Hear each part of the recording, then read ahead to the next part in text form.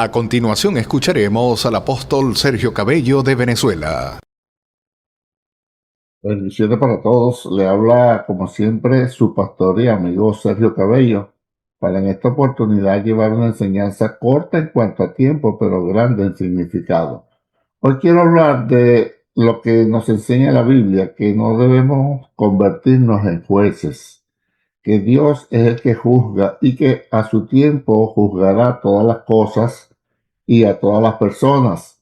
Y nosotros, el pueblo de Dios, debemos ser sencillos y humildes, sabiendo que si alguien falló, pecó o erró, nosotros también podemos caer, errar y pecar. Por eso dice la palabra, mire el que esté firme, mire que no caiga. Entonces la enseñanza de hoy va dirigido en eso. Nosotros, fíjese que me incluyo, somos ligeros en juzgar y en condenar y mandar a todo el mundo para el infierno. Todo el que no peca como nosotros o todo aquel que peca escondido y no sabe que sabemos que pecó, quiere juzgar a los demás. Entonces, hoy voy a dar 3 ejemplos de las Escrituras donde un alto porcentaje de los cristianos condenan a la gente y la mandan para el infierno y juzgan muy ligeramente sin ver lo que la palabra del Señor dice. El primer ejemplo que tengo a la mano es el caso de Sansón. Todo el mundo juzga a Sansón. Bueno, perdón, todo el mundo no. Un alto porcentaje del pueblo del Señor dice que Sansón terminó mal, le quitaron los ojos por andar de carnal, por andarse enamorando de una filistea, por no obedecer a Dios, por no cumplir su función como nazareno que era. Bueno, y paremos de contar. Pero yo le voy a dar 2 puntos bíblicos para que veamos que Sansón no se perdió ni era un carnal.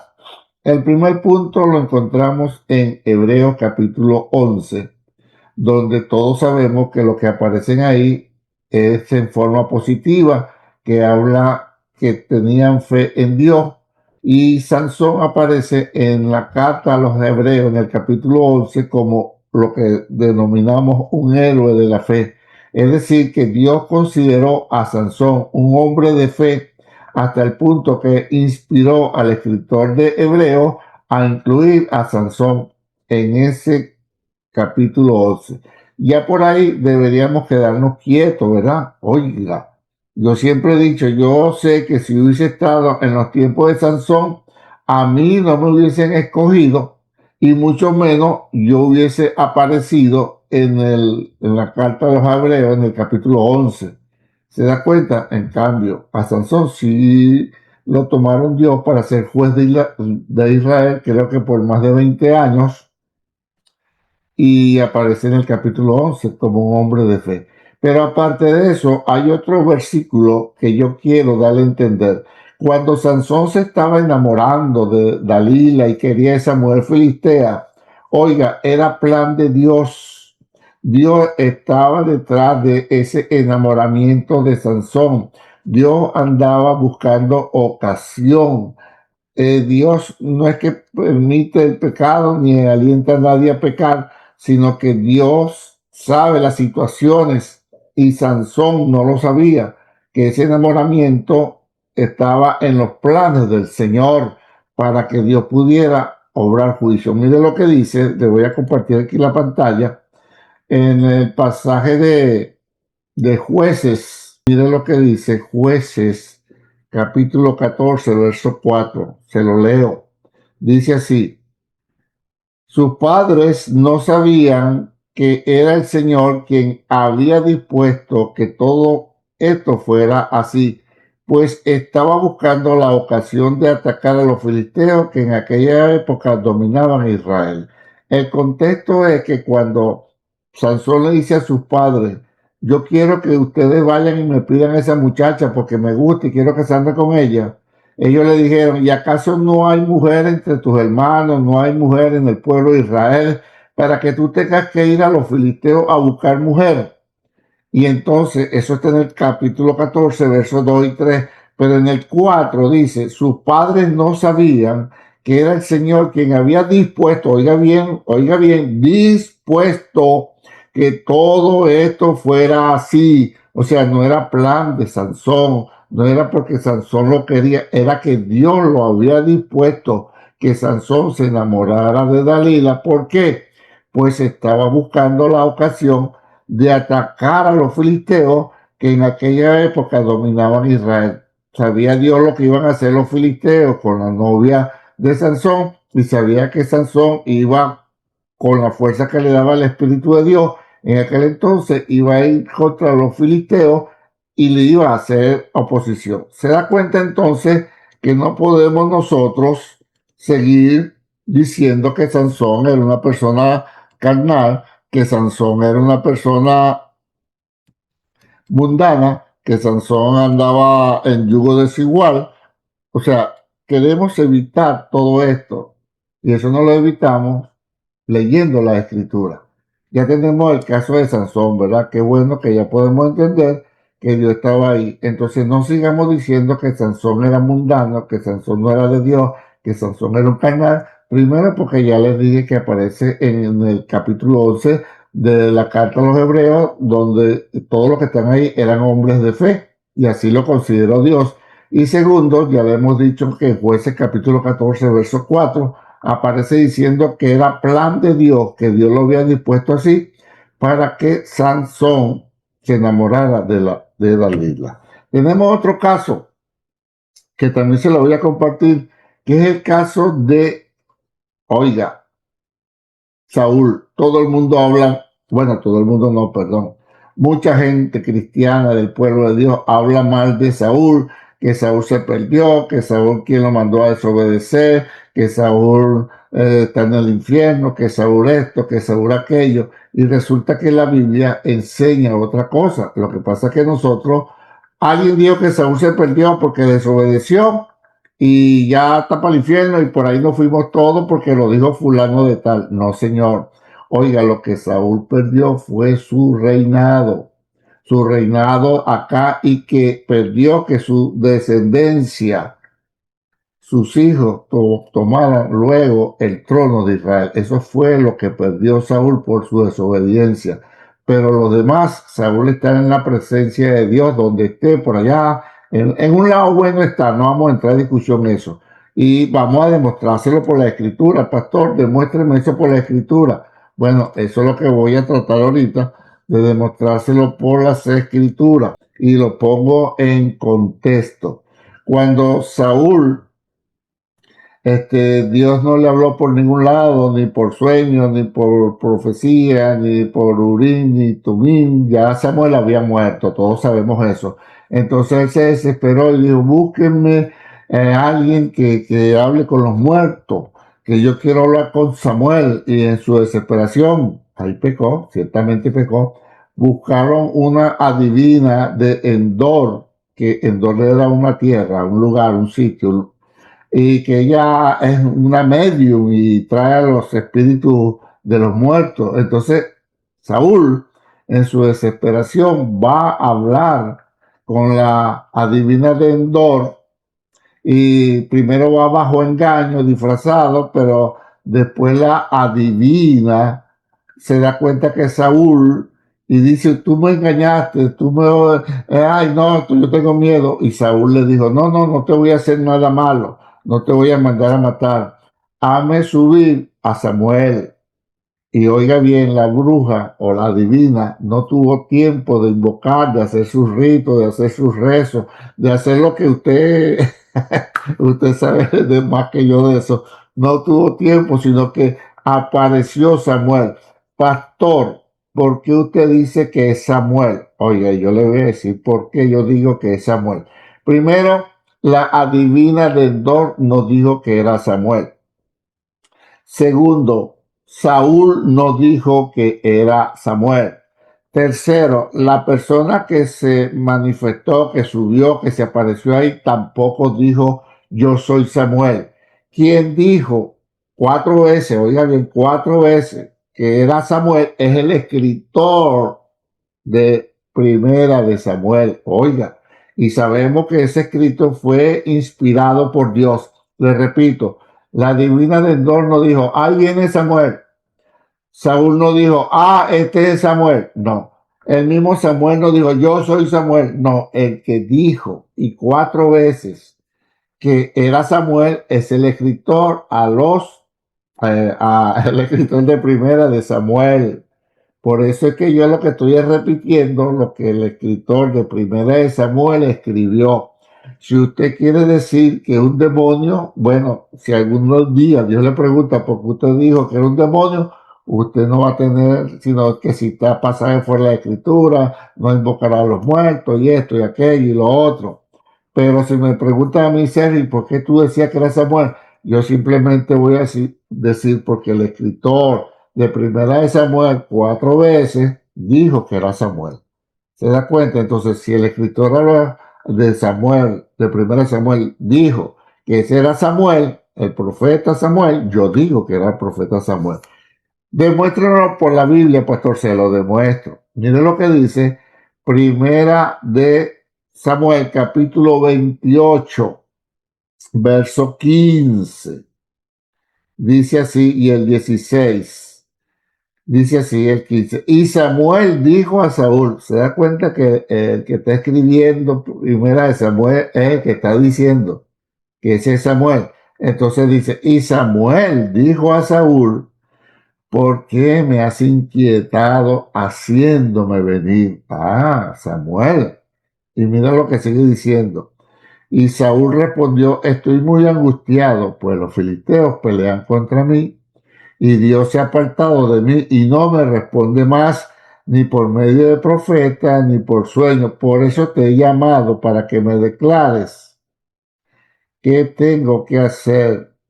Y Samuel dijo, vuelve otra vez el escritor de Primera de Samuel a decir que Samuel dice, entonces Samuel dijo, segunda vez, ¿y para qué me preguntas a mí si Jehová se ha apartado de ti y es tu enemigo? Fíjate, en estos 2 versículos el escritor dice que Samuel, las otras 2 veces es cuando el escritor de Primera de Samuel dice, y Samuel le dijo, mañana tú y tus hijos estarán conmigo. La otra versión dice, y mañana tú y tus hijos me harán compañía. Oiga lo que le está diciendo Samuel. Samuel está diciendo, ¿y para qué me pregunta a mí si Jehová se ha apartado de ti y es tu enemigo? Y el 19 y el 20, Samuel le dice, porque al otro día iba la pelea de Israel contra los filisteos, por eso es que Saúl estaba nervioso, asustado, qué iba a pasar con la guerra, si Jehová lo iba a respaldar, si iban a salir en victoria, qué iba a pasar.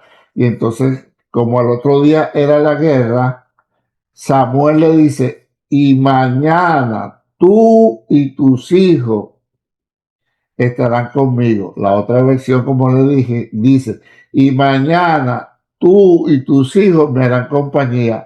Al otro día, cuando se presentó la batalla, ciertamente Saúl y sus hijos fueron muertos en la pelea. ¿Se da cuenta? Entonces, Samuel ya le había dicho que iban a estar con él y nadie puede dudar que Samuel es un hombre de Dios, que donde esté está en la presencia del Señor. Y entonces donde está Samuel, está Saúl y están sus hijos. Por eso es que le estoy demostrando por la Biblia que no debemos hablar mal de Saúl tampoco. Bendito sea Dios. Ok, yo creo que eso ya está claro también. Y un tercer caso que también lamentablemente mucha gente habla mal es de Lot. La Biblia dice que cuando Abraham salió de Ur de los Caldeos, se llevó a Lot. Y todo el mundo dice que la bendición de Dios de Abraham estaba aguantada por haberse llevado Lot. Y entonces que Lot era un carnal, que Lot era un mundano, porque escogió la parte buena y se fue a Sodoma y Gomorra. Y por eso es que le pasó eso, por carnal. Oiga, la Biblia no dice nada de eso. Eso alguien se lo supuso, malinterpretó el pasaje y empezó a decirle y todo el mundo empezó a correr la voz. Pero vamos a lo que dice la Biblia. Dígamelo, pastor, que quiero aprender para no hablar más mal de Lot. Bueno, la Biblia dice que Dios le dijo a Abraham, sal de tu tierra y tu parentela, a la tierra que yo te mostraré.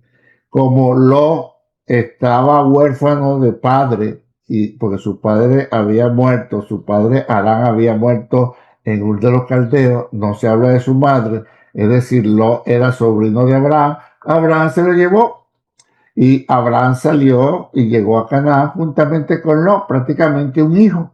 Y entonces Abraham tenía vaca, camello, oveja, cabra, chivo, todo ese poco animal. Pero Lot también tenía oveja, cabra, chivo, camello, todo ese poco animal. Y los pastores de Abraham peleaban con los pastores de Lot por el agua y por los pastos. Entonces había esa discusión y esas peleas, porque todos los animales para aquel entonces y para ahora, pero aquel entonces no había alimentos procesados, comían era del pasto, de la hierba que había y del agua que encontraban. Entonces Abraham, viendo la pelea de sus pastores y los pastores de Lot, llamó a Lot y le dijo, mira, tú y yo somos familia, mira, somos familia. No debe haber pelea entre nosotros. Y como nuestros pastores están peleando por los pastos y por el agua, vamos a hacer lo siguiente. Por favor, mira lo que le dice Abraham. Por favor, vamos a separarnos. Y entonces Abraham le da la primera opción a Lot. Y le dice, si tú coges a la derecha, yo cojo a la izquierda. Si tú coges para el norte, yo cojo para el sur. Escoge. O sea que Abraham le dio la oportunidad, la primera opción a Lot. Hermano, ¿y qué es lo normal? Oiga, póngase usted en el caso. Usted tiene 500 cabras, chivo, camello, vaca, y a usted le dicen, escoge el sitio a donde te quiera ir. Usted, pensando en sus 500 vacas, chivos, camellos y todo lo que tenga, y cabra, usted va a escoger donde haya pasto y donde haya agua. Eso fue lo que hizo Lot porque su tío le dio la primera opción. Y la Biblia dice que cuando Abraham le dijo, escoge tú te vas a la derecha, yo a la izquierda, tú te vas al norte, yo voy al sur. Entonces dice que Lot alzó los ojos y vio la llanura. ¡Wow! Lo que yo necesito para mis vacas, chivos, cabras y ovejas. Y ahí hay pasto, y ahí hay llanura, y ahí hay agua. Y él escogió eso. O sea, no era un mundano, no era un carnal. Y no me venga usted con falsa espiritualidad que si usted hubiese sido lo también lo escoge. Y usted, pastor, más rápido todavía. Porque eso fue lo que le dieron a escoger a Lot. Y se fueron tan en paz, se separaron tan en paz, y Abraham estuvo tranquilo que su sobrino agarrara donde había pasto, llanura y agua, que cuando a Lot lo toman preso 5 reyes enemigos, Abraham fue y lo rescató. ¿Qué le parece? Abraham fue y lo rescató. Si se ha portado mal, si era mundano, si era obstáculo para la bendición de Dios, Abraham no hace eso. Y más bien todo lo contrario, lo libertó y lo dice que fue poniendo sus tiendas hasta que llegó a Sodoma y Gomorra. Entiéndase, fue poniendo sus tiendas, no buscando a Sodoma, no buscando a Gomorra, no buscando el pecado, buscando, oiga, el pasto y el agua para sus animales. Ya comieron acá, muévete para acá. Se acabó el pasto aquí, muévete para acá. Se acabó todo eso lo sabe, Dios mío, el que tiene animales al aire libre pastando. Ok, pero ahí no termina la historia. Cuando Dios le dice a Abraham que va a destruir a Sodoma y Gomorra, Abraham, intercediendo por su sobrino, le dice, el juez de toda la tierra, el juez justo, ¿será que va a destruir al justo con el pecador? Dios te libre. Y Abraham le dice, además, si hubiesen 50 justos, ¿vas a destruir la ciudad por 50 justos? Y Dios le dijo, no. Si hay 50 justos, no. Y le dijo, y si hay 45, tampoco. Y si hay 40, tampoco. Y Abraham siguió, y si hay 30, tampoco. Y si hay 20 justos, tampoco, le dijo Dios. Y si hay 10, tampoco. Mira, pensando en su sobrino. Y hasta ahí llegó. Abraham no siguió pidiendo, pero Dios, que sabía que Lot era justo, antes de destruir a Sodoma y Gomorra, mandó sus ángeles y le dijo a Lot: sal rápido de la ciudad porque no podré hacer nada. Es decir, emitir el juicio mientras tú estés acá. Mire, nadie va a venir del tercer cielo por una persona si es un vagabundo, si es un carnal, si es un mundano. Era un hombre temeroso de Dios también, era un hombre justo. Abraham, su tío, lo trató como justo. Pero alguien dirá: ah, pero es porque era su sobrino y lo trató de justo. ¿Y los ángeles? ¿Por qué lo libraron? Pero no vamos a quedar con eso. Vamos a la escritura. A mí me gusta eso de la escritura. Mire lo que dice Segunda de Pedro 2:7-8. Segunda de Pedro 2:7-8. Pedro hablándole a las personas, a los hijos de Dios, le dice: y libró al justo, lo oiga, al justo lo abrumado por la nefanda conducta de los malvados, porque este justo vuelve a tratarlo como justo, que moraba entre ellos, está hablando de Sodoma y Gomorra, afligía cada día su alma justa, viendo y oyendo los hechos inicuos de ellos. Es decir, que Lot no se gozaba ni compartía con las vagabunderías y pecados que hacía la gente de Sodoma y Gomorra. Dice más bien que afligía cada día su alma, viendo y oyendo los hechos inicuos de ellos, hechos malvados, pues. Entonces, Lot era un hombre justo. Así que a través de esta pequeña enseñanza he querido demostrarle que no, primero, no hable mal de Sansón, porque aparece en el libro en la carta de los Hebreos, como un hombre de fe.